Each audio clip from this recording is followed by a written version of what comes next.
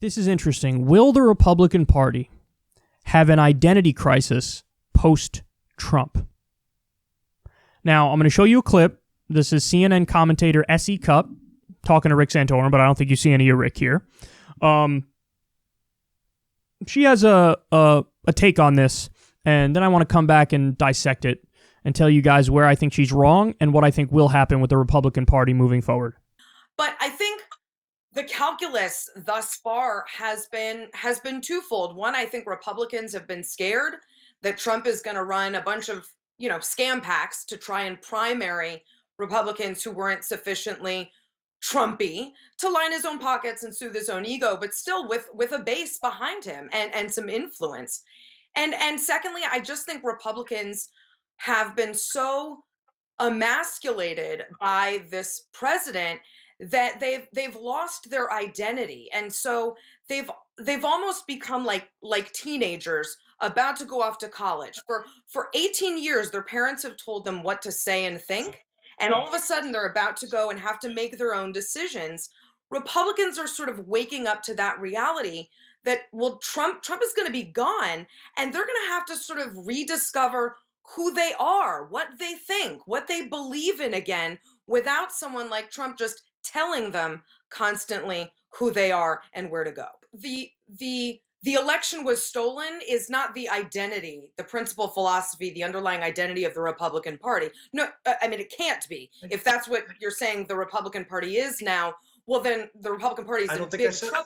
It had an identity before Trump. That identity included being against raising the debt and deficit, against tariffs and protectionism, pro-family. There were a lot of things that Republicans, I know, like me, believed in that were completely morphed into whatever Trump said they should be once he got into office. And Republicans in Congress went along lockstep with Trump's total reimagining of the GOP. When he is gone, they will have to decide who they are again. They could still be the party of Trump, even when he's gone. They could also, though, have this moment of reckoning and remember all the stuff they believed in before he told them not to.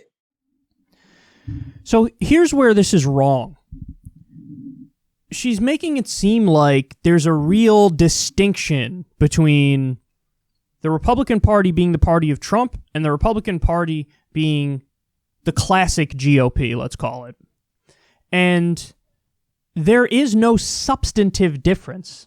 See, she brings up policy there and acts like, well, that changed under Trump. No, but it actually didn't at all. It didn't change at all. The only difference, the only change in the Republican Party in the Trump era is cultural. So previously there would be, coded arguments used to make people who are maybe slightly xenophobic or bigoted feel not so bad about it. But Trump came along and he sort of dropped the coded language, and he was a little more upfront about it. Like you would have, previously you'd have somebody like Mitt Romney talk about the problem of undocumented immigration or illegal immigration or something like that. And Trump comes along and in his launch speech he says, the Mexicans, they're coming here, they're criminals, they're rapists. I assume some are good people. So it's just sort of like a more blunt attack. Whereas previously, Mitt Romney talking about Obama, his ideas are questionable in terms of the direction that he wants to take the country. And then along comes Trump. I don't think he was born here. So it just drops the veneer of respectability and goes right to, almost dives headfirst into the culture war and is willing to rep that right-wing side of the culture war and has zero filter. So yes, the Trump GOP is more brash, more arrogant, has no filter, is more bombastic, is more belligerent. But that's it. That's where it ends. Because in terms of the policies he's pursued, it's exactly the things that she listed there. Well, I guess with one exception, she brings up balanced budgets. But here's the problem with that argument. She says previously, before Trump, the Republican Party believed in balanced budgets. And now after, apparently they don't because he's increasing the debt and the deficit. SE, the Republican Party before Trump also increased the debt and the deficit. They did it nonstop. George W. Bush exploded the debt and the deficit. Ronald Reagan exploded the debt and the deficit. Trump is just continuing in that tradition. So the Republican Party always used the rhetoric of caring about debt and deficits, and then governed in a way where the debt and the deficit went up. And that's not necessarily a bad thing, by the way. And in the case of Trump, he's just following in what the rest of them did. So again, like he's just the no-filter version of Mitt Romney. He's Mitt Romney if Mitt Romney was also a giant asshole and tweeted a lot. That's it. That's all it is. But she's trying to make this ridiculous argument that, no, the Republican Party before Trump was actually very respectable and principled and believed in these things.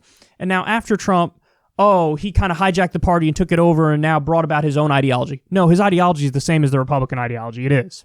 The only parts that are true is when she says, a lot of these Republican politicians are scared of Trump. They are, because they fear that if he turns on them, one tweet can destroy their career. So in a weird way, he does sort of keep the Republican politicians in line. And, in a way that's the exact opposite of the Democrats. Like Pelosi and Schumer, they let the Democrats do whatever the hell they want to do. If they're from a more moderate district, they let them vote with Republicans. If they're from a left-wing district, they let them vote on the left. But there's no coordination and leadership and no, getting people in line. Trump, all he has to do, just because he's a mean tweeter, that alone gets them to fall in line, which is why, even after Trump clearly lost an election, a lot of the Republicans didn't say anything. There were only a handful of defectors who were like, yeah, you lost.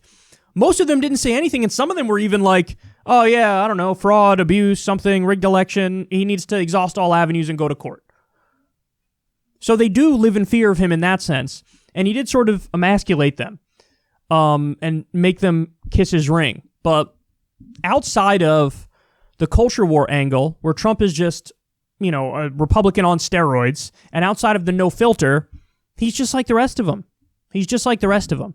And so the problem with what S.E. Cupp is saying is this. She's leaving wiggle room for the rehabilitation of the Republican brand immediately post-Trump. And this is what the Lincoln Project does too, for example.